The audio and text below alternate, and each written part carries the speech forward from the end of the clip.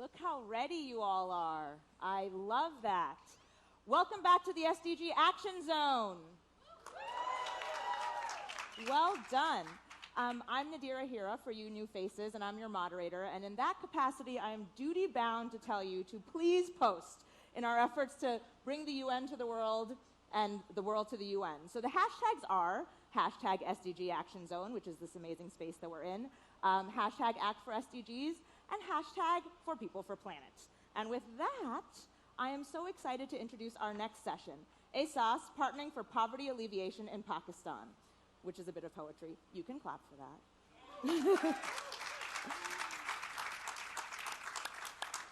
The Gates Foundation has been working in Pakistan for more than a decade, but over the last year, it's focused its efforts on Ehsaas, an ambitious multi-sectoral anti-poverty program announced earlier this year by Prime Minister Imran Khan to target interventions in nutrition, health, economic empowerment, and maternal and newborn child care. Together, the Gates Foundation and the government of Pakistan have designed a unique collaboration that aims to radically improve progress towards achieving SDGs 1, no poverty, 2, zero hunger, 3, good health and well-being, 5, gender equality, and 8, decent work and economic growth in a country of over 210 million people. And yesterday, Prime Minister Khan and Bill Gates signed the MOU officially declaring how they'll work together to alleviate poverty. You know what you're supposed to do. So today we're going to hear more about this new, exciting, and extensive new partnership. So, to our panelists. She is Special Assistant to the Prime Minister of Pakistan and Federal Minister of Pakistan's Poverty Alleviation and Social Safety Division. And she's had a truly distinguished career in healthcare and healthcare advocacy, including her current role as co-chair of WHO's High-Level Commission on Non-Communicable Diseases and being the founding chair of the UN Secretary General's Independent Accountability Panel for Women and Children's Health. Please welcome Dr. Sania Nishtar.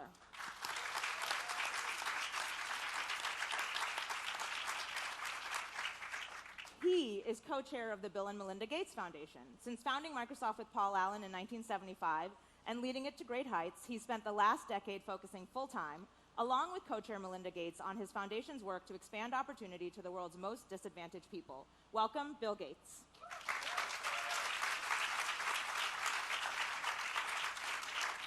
And with that, Dr. Sania, why don't we start with you? Would you mind telling us a little bit more about the Ehsaas program and what inspired it? Well, thank you very much, and thank you for convening this, and thank you, Bill, for being here and for your support. Well, in terms of the inspiration, this is a program that our Prime Minister wanted to do. He is genuinely, very passionately concerned about people who've been left out of the mainstream. He is very, very sincere to lift people out of poverty, to do something for those who've been disadvantaged, and he challenged me to create a very large program. So he truly is the inspiration and the driving force behind it. In terms of what it is, Ehsaas is an umbrella initiative. It currently comprises 134 policies and programs. It's organized under 4 pillars. The first pillar centers on making the government system work for equality and addressing elite capture. The second one is safety net centered. The third one is allied to it, centered on jobs and livelihoods for the poor. And the fourth centers on human capital formation.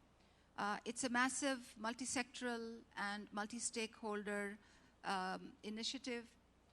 The execution of this is the responsibility of 34 federal ministries and all the federating units. I have the honor of coordinating the program, plus executing 2 of the pillars, which is the safety net pillar and the jobs pillar. So there are a number of programs under those 2 pillars for which I have execution responsibility. And to roll this out, we've had to set up the foundations. So a budget was set aside, during a very financially austere environment, and that decision was taken by the Prime Minister. The Cabinet approved it. A new ministry was created, and all the fragmented institutions were placed under its control. There's proposal for a new constitutional amendment in the pipeline. We have done the procurement for a new digital payment system. There is a new governance and integrity policy to oversee the executing agencies which are involved in implementation of Ehsaas. We procured a new ERP and an allied business intelligence mechanism. So we laid out the foundations, but in terms of the programmatic side, it's very exciting because there are different programs targeting different pockets of disadvantaged population. For instance, there's a stream of support for the chronic poor. So previously, some of our chronic poor were getting cash out stipends, but now we've moved to ensure that they are digitally and financially included. So 7 million women are going to have bank accounts, access to mobile phones, and access to 500 very frugal digital hubs in remote areas. That's incredible. Then there are opportunities for them to graduate out of poverty, and there are tiered financing instruments for that. So there are interest-free loans and skills training for those who can step up. There are subsidized loans for those who can go a bit further. And then, of course, links to the commercial microfinance and links to an allied agriculture value chain ecosystem. So the idea is to incrementally graduate these poorest of the poor out of poverty, and that's one stream. Then the other stream, programmatic stream, is centered on an instrument which protects people from catastrophic risks. That's the first time our government has a social protection instrument of that nature. Then a third bucket of policies is for individuals who are disabled. So the Prime Minister has already announced, special incentives for those who, in jobs, in housing schemes, they have universal access to health. All the disabled in our country over the next 4 years are going to have universal access to health and a certain category of assistive devices. Then there is another window for the very specially marginalized, transgender, street children, those who suffer from drug abuse, and there are different institutional mechanisms for them. Then on the social protection and education side, we've announced 5 million scholarships and small stipends in the form of conditional cash transfers for education. Then there is, on the financial access to health care, health insurance for 10 million families. Then there's another special pocket of informal workers and there are tens of millions of informal workers. There was no mechanism to ensure minimum wage for them, no mechanism to include them in the social security sphere. There's a separate policy for those. There's a separate policy for the welfare of our workers abroad, a separate policy to expand the social security net in terms of pensions and entitlement subsequent to retirement. So there's a whole spectrum of policies that mutually reinforce each other, and work on them is ongoing at a very accelerated pace. And extensive is not an overstatement in any way, shape, or form based on that. But Bill, you all have been working in Pakistan for over a decade. How does this initiative, or this program, that seems like an insufficient word, but how does this program fit into what you've done so far? And how do you see it actually working moving forward to expand your efforts? Yeah, we work in Pakistan across all the areas that the foundation specializes in. Of course, people know very well our biggest area is health. And so they're getting the vaccine coverage up, improving the primary health care system is a big activity for us. And of course, finishing the polio eradication fits into that health bucket. We also do work in agriculture, sanitation, and financial services. Now, this overall program that was described includes things like the conditional transfer, so people are accessing the healthcare services in an appropriate way. But one of its underlying elements is the digital money. And that's something we believe in. Our financial services group has partners in Pakistan that we've been talking through this with, and we view this Ehsaas program as really driving the digital financial inclusion to critical mass, particularly because a lot of the initial recipients will be the poorest. Too often when we do digital financial inclusion, we find that you go to the urban area, you go to the well-off people, you'll end up with a gender gap between men and women. But when you have these kind of payments as one of the things that's going to get somebody into that mobile account right from the beginning, you probably have critical mass and you have the kind of equity that is so key for us in that work. It's just a dramatic leap forward on dramatic work that was already ongoing. That's right. Pakistan's a very important country. It's great the Prime Minister has picked this and appointed Dr. Nishtar to drive it all. So in that regard, this is an ambitious program, and again, that is an understatement. What are you prioritizing as you move forward, and what do you think the challenges are going to be specifically? Well, we both, go ahead. I love that they're both so excited. Well, the digital financial services, I don't think there'll be a problem with that. How quickly we get it rolled out, making sure the fee structure is very low, the ease of use is very high. Those are things that you can constantly monitor and make sure you get right. If you take the best practices from all over the world, there are some very good ideas in this space that can be used to make sure this is done in a very equitable way. So in terms of what I'm prioritizing, there are two things that I'm prioritizing. The first is the governance and integrity policy, because these programs are executed out of institutions, and if you can insulate institutions from rent-seeking, and if you can ensure that the frameworks of efficiency and accountability are there, then you can layer them up with any aspiration in terms of any programmatic aspiration. So governance and integrity and the culture of delivery is what I'm prioritizing, and I have the full backing of the Prime Minister in that regard.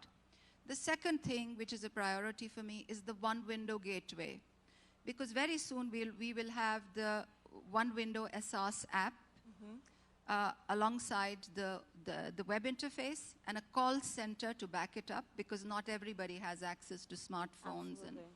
And the reason why I'm prioritizing the app and the one-window gateway is because that provides the visibility of deployment of all the programs that I referred to. So the digital payment gateway, the window to access loans, the window to access all other services would be visible. And my sense is that when that gets up and running, it will be an incentive for different institutions to deliver quickly into the program. So it will have a cross-cutting effect. In terms of the second part of your question about the challenges, I don't want to list these as challenges because I want to be constructive and positive about it. It's such an exciting program, such an exciting opportunity. But these are things that we are working around. One of them is the multi-sectoral character of this program. I remember the first time I worked in government was in 2013. And I thought that the government is one entity, but the government is not one entity. It's an archipelago of various institutions that inherently have a disincentive to collaborate. That's a lovely way of describing it. It's the loveliest I can think of, actually. And it is not and that's the same all over the world. Yeah. So whenever I've talked about this, there's this huge uproar of laughter from the room because it's... So to create the incentives for collaboration, to create that culture of delivery around joint metrics and joint accountability is something that we're experimenting with, something that, so we're crossing the river as we feel the pebbles underneath us, as the Chinese say. And that's one thing we're grappling with. The second is how to engage the private sector constructively. Because we cannot build agriculture value chains without the involvement of the private sector. We have this amazing Pakistani diaspora all over the world that want to contribute. There's huge and massive private sector expertise that can help us to secure supply chains, that can help inject efficiencies into public sector institutions. But the challenge is how to create the frameworks to allow them to contribute.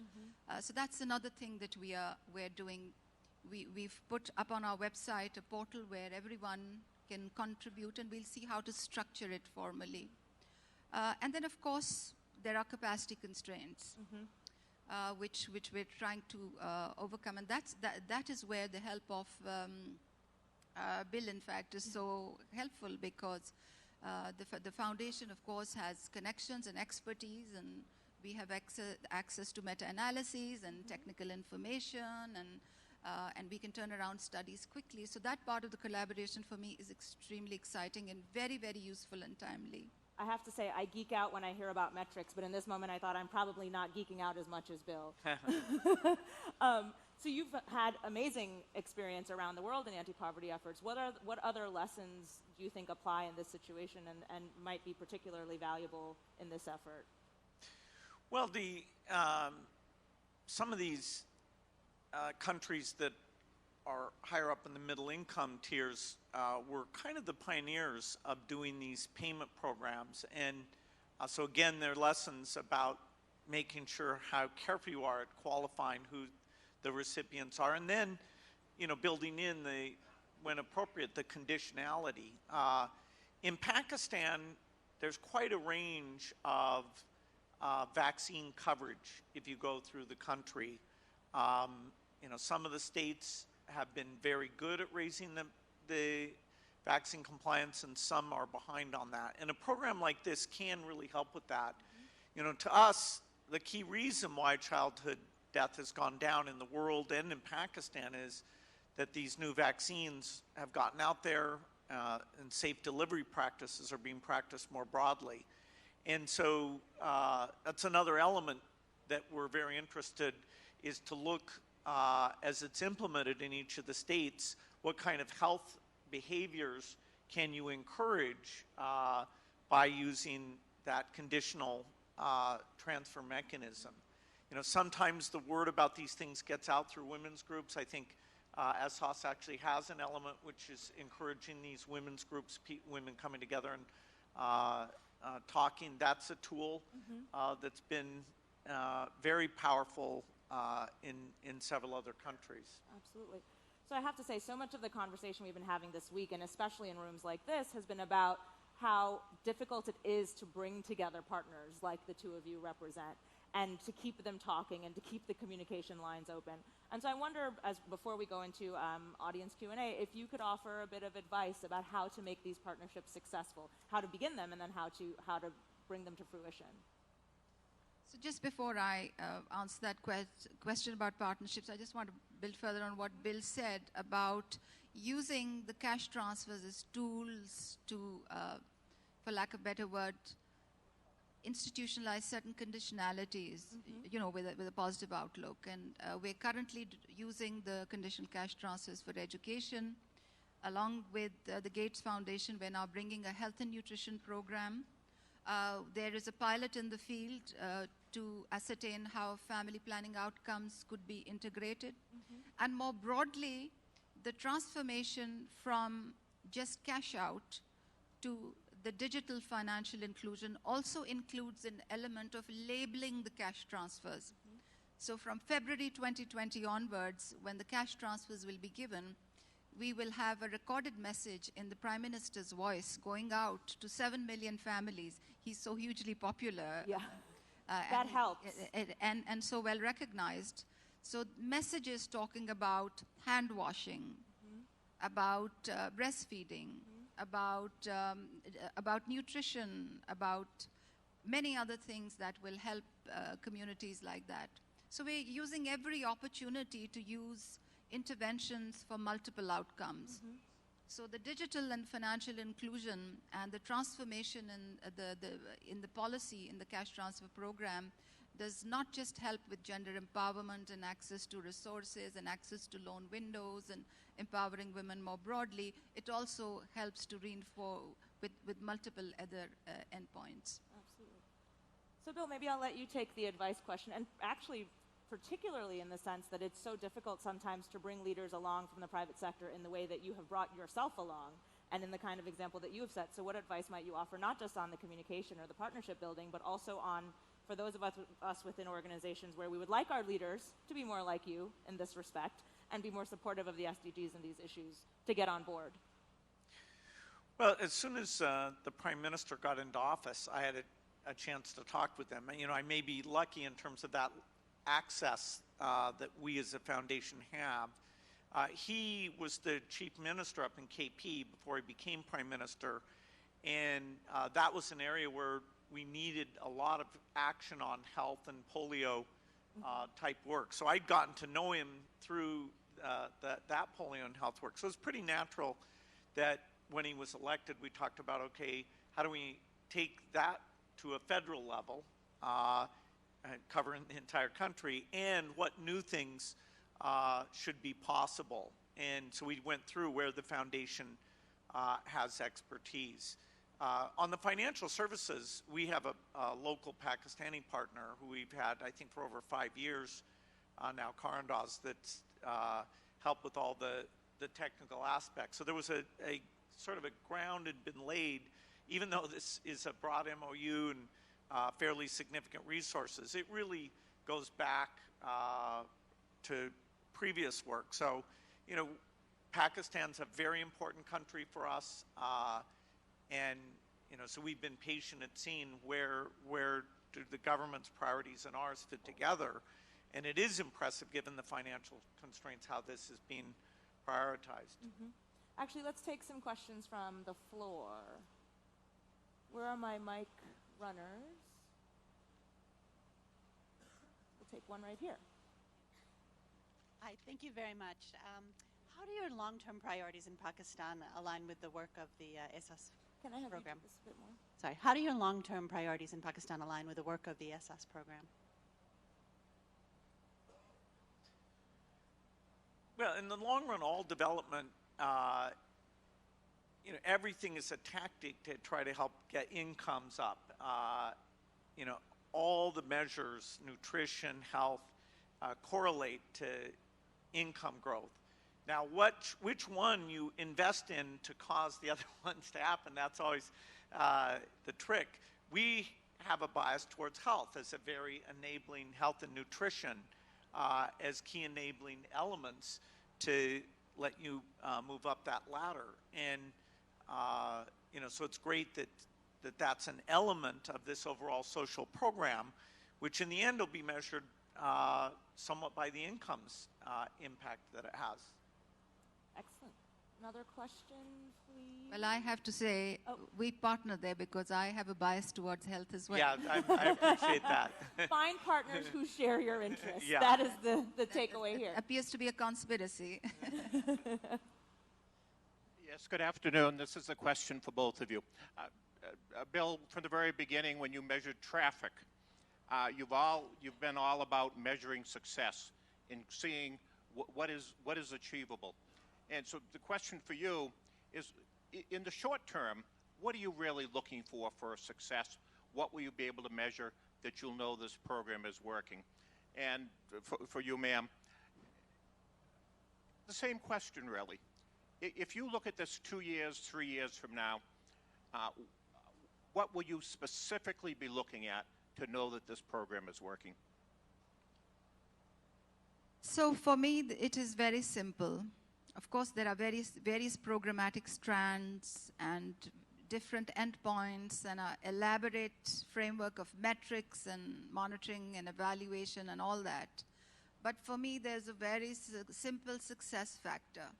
There are many expat Pakistanis sitting here, and when they start sending their charity through Ehsaas and have the visibility of their expenditure and have faith in the integrity of the program, that will be the success measure for me. And hopefully, with great humility, I'd like to commit that I will make sure that that happens over the next 4 years. Yeah, one of the nice things about when the payments get into a digital platform is as you get the right analytic tools, you can see what type of expenditures you're allowing. You know, are they sort of pro-family, school fees, better nutritious food type things. And you basically know who the citizen is, and you see what's going on with their economic welfare, including the entire family unit. And so the ability to do analytics on, okay, how has that changed their consumption patterns, is a lot better than the classic survey techniques. Now, you won't have everybody using digital for everything, so you'll still have to be doing those surveys. But the digital world is one where we should understand the impact of our programs far more quickly and with a greater degree of precision than when it's just cash money and we have to go back and do surveys. And that data allows you to be able to sort of exemplar for other nations, really, right, in the long term. Hopefully in the shorter term even. Go ahead. So as Bill said, the hard outcomes disaggregated by gender, by income quintiles, by rural, urban, factoring in the lagging districts, as well as the trust factor and confidence in the system. And trust is a dramatic issue because we forget that sometimes, but we've had so many conversations around trust here, and this creates that. Another question? Young fellow over here. Oh, wow, thank you. Tawfiq Rahim, Executive Director of GlobeSite. Congratulations again on this great partnership. Dr. Sania, obviously there's some great support both from yourself and the ministry and the government, and from international organizations and foundations like the Bill Melinda Gates Foundation.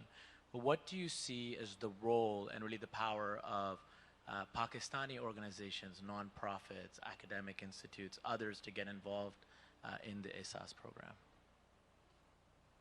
So on the ministry's website, we've opened a portal called Pledge to Ehsaas. And we're encouraging all kinds of potential partners to contribute ideas and to contribute and to give us ideas on how they'd like to contribute. Of course, we have some ideas on how that can come to fruition. Expat Pakistanis can channel money through the payment systems once they're fully up and running. You can channel money through through Tahaffuz, which is the portal to protect people against catastrophic health expenditures. You can contribute to the wider pool. You can contribute technical expertise.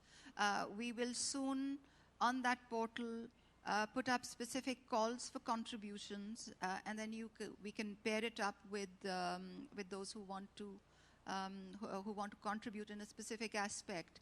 But just to say, at this moment, we're trying and testing how that ecosystem is going to look like.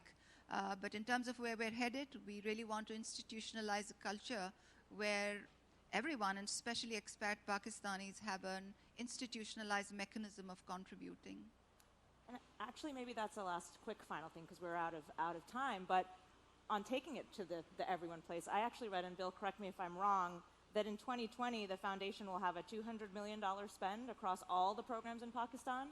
So just to underscore that, a $200 million spend across all the foundation programs in Pakistan. For those of us who cannot extend those kinds of resources, what is the call to action for folks in the room? Is there one thing everybody in here can do, whatever their background, whatever their income level, to support efforts like this? Well, I think this links back to my response to the previous question. Of course, it's not just money, but you can contribute in a variety of different ways. We are learning how to institutionalize that. I think by next year, when we come to the General Assembly, we'll have more concrete information to share. Is that a commitment? Absolutely. Bill, is that from your side too? Sure. You know what? You can clap for that. Any call to actions to close us out?